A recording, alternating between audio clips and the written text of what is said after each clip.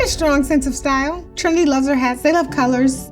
They're always dressed in a fresh style. Their style says the Lord's hand has touched these people because they spend so much money on clothes. They must have a collection plate for clothes.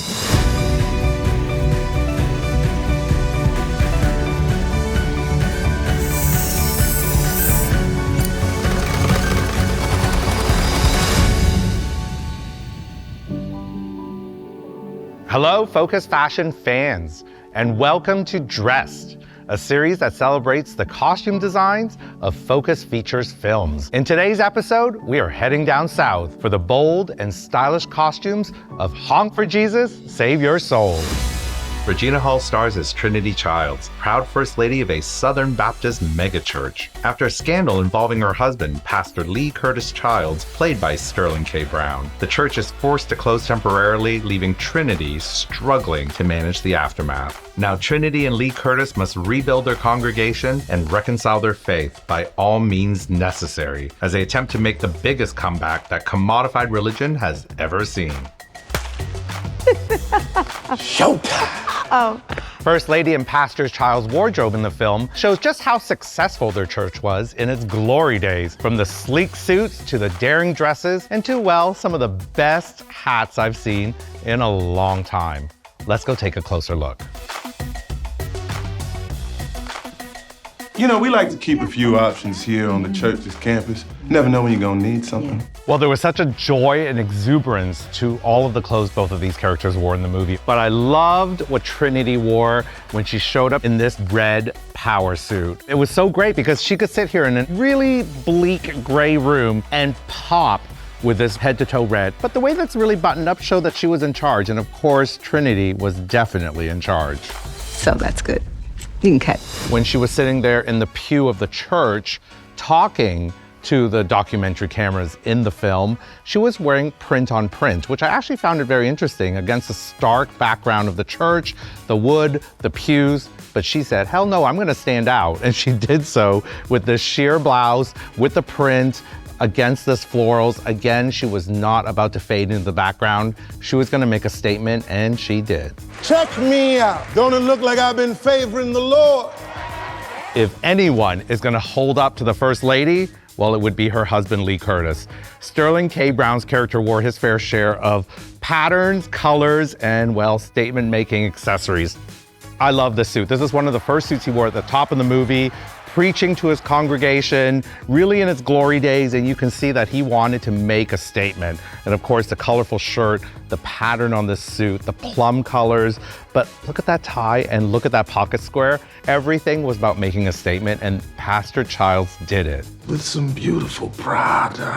Yeah. Even on his days off, can we talk about athleisure? For Pastor Childs, Lee Curtis made a statement no matter where he went. If he's gonna put on a tracksuit, it wasn't gonna be a boring one. Who do you think had the bolder statement? First Lady Trinity or Pastor Lee Curtis Childs? What is that? Oh, you've never seen a church hat before?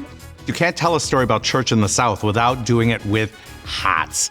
If there's one thing those church ladies love, it's a good hat. This was one of my favorites. As they say in church in the South, the higher to God, the bigger the hat, because it's literally true. The more important you are in church hierarchy, the bigger your hat. That is so right.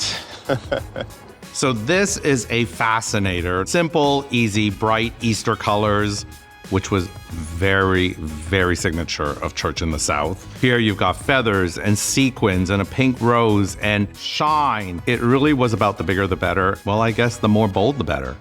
In the church, we have this saying, God don't like ugly. Let's dive deeper into the costumes and the inspiration behind this movie. It's time to ring up the costume designer, Lorraine Coppin. We do it all the time here, right, Trent? Oh, Lorraine, it's so nice to meet you. Hi. This movie centers around a mega church in the South. Now, where did you begin after you first read the script? My mom is a big member at one of these big churches. And so I would go with her and I would laugh because it's an event. It takes her an hour and a half to get ready on a Sunday morning. Not makeup, but the hat, the dress, the shoes, everything is matchy. Everything has to be perfect because you don't know who's going to be looking at you. Regina, her is basically off of my mom. I love Regina Hall. Now, how would you describe Trinity's wardrobe? There's times in the church where there's color days. One day, my mom said, I need you to go and shop for me. I need you to go and buy me a beautiful dress. And I was like, why? And she goes, it has to be yellow because everyone is wearing yellow today. So I thought of Trinity, her characters walking outside and what would make everyone stop and notice her. This is how these Southern women dress. It's beautiful. Is there such a thing as church hat fashion? Our director loved hats and she kept sending me little pictures. And I'm like, oh, I have the perfect hat. And she says, whatever hat you buy, I want because hats are my thing. The hat, it just makes everything work with the dress, with whatever you're wearing. The hats describe the level of highness that you have in the church. So the bigger the hat, the bigger position you are in the church. Now, where did you find the inspiration for some of those hats that Trinity wears in the film? I borrowed a lot from my mom, and there is in Atlanta, there's a hat shop that is just for church ladies. It's where all the church women go to buy their church hats, shoes, purse, and outfit because it's all matchy, matchy, matchy. And so when you get your main piece, which is the dress, now you have to find the shoe that has a color in the dress to match it.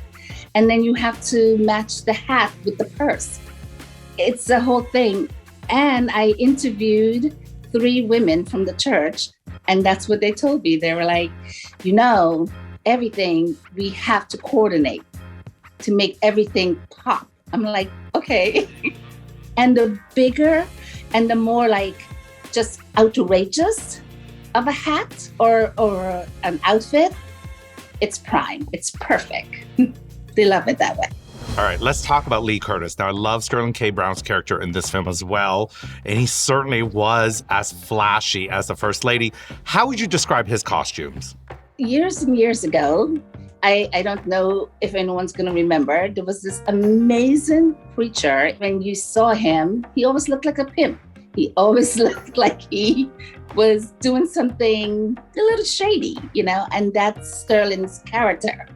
So I based him off of this preacher, and his colors were always bold. His pocket squares were over the top. If you notice, they were all different because we wanted to give his character something, which is not a hat, so we did the pocket squares. So everything had a pocket square that popped. His vest popped. Like he goes, well, she's gonna have makeup, so I want something. So it was lovely for me and him to look at our costumes and find his character whilst we were doing our fit-in. Talking about the pastor, what was your favorite suit costume? We made up a name for it. It's hot pink, but we decided it can't be hot pink. So we call it berry pink. It's beautiful. It's beautiful on him. Trinity is such a strong character. She was so bold on one end, and on the other end, she was so vulnerable in the way that she really was trapped. And how did you find a way to reflect both sides of that character in her wardrobe? Her clothes were all buttoned up, weren't flowing. Everything was a suit. Everything was a dress. Nothing was very low. I used her clothes to just pretend that I'm happy. Here's my lovely color. I'm smiling. Here is the beautiful hat. I'm smiling. But inside, she's miserable. But her outer appearance, which is what the world looks at, she's happy. So we thought to use color and shapes would help for us. That would describe how she feels. When the Childs parades you through their huge walk-in closet inside the church, how did you approach that scene? It's crazy what designers have in their closet. It's truly my stock. And so the set designer says, do you have any clothes that I can borrow? And I said, yes. And so she came and she says, what what is her color pattern.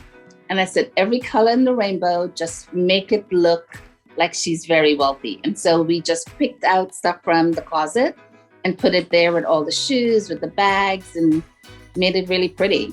Oh, Lorraine, thank you so much for speaking with me. It was literally such a joy to speak with you and to hear you be so exuberant about the clothes as great as they are on the film. So congratulations. Well, thank you very much for having me. It was a pleasure and I enjoyed every moment of it. Thank you. Oh, boy. We can edit around that, right?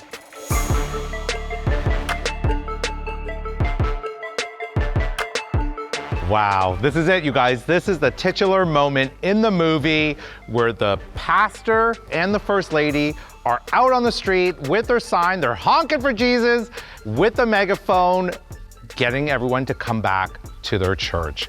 And they are going to do it with look at me style. So this green suit on Trinity with the pattern shirt is so signature of everything that she's been wearing throughout this entire film. The bright colors, the really statement-making looks, and of course the power suits. The power suits were so important to her particular character, and of course wearing it with the pattern shirt. We're seeing so much between the patterns and the brights and everything mixed together. And again, looking at the bag with the gold and the embossed leather, everything about making a statement. And again, this is her green light.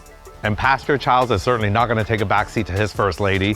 I love this. And we talked about Sterling K. Brown being very adventurous in the way that he approaches costumes in this movie. And when we talked to Lorraine, the costume designer, she said he was game for anything. So of course, when she presented him with this sort of mauve or lavender or purple, some call it pink suit, definitely left open for interpretation. He was completely game for wearing this. So of course, wearing it with the lavender shirt, the pattern tie, and these over-the-top statement pocket squares that you see throughout the entire film.